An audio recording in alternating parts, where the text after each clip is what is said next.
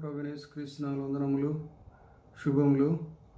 నీవు నన్ను పంపితివని చుట్టూ నిలిచి ఉన్న ఈ జన సమూహము నమ్మునట్లు వారి నిమిత్తమై ఈ మాట చెప్పితిని అనెను.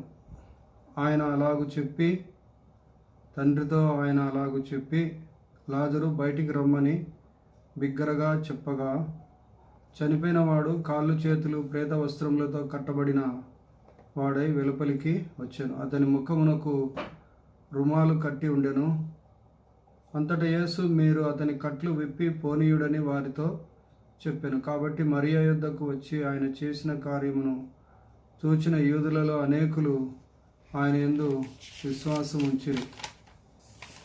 యోహాను సువార్త 14:1-3 ప్రకారము, యేసు ప్రభువు మరణమును గెలిచి తిరిగి లేచి పరమునకు కొనిపోబడక ముందు మీ హృదయములను కలవరపడనీయకుడి.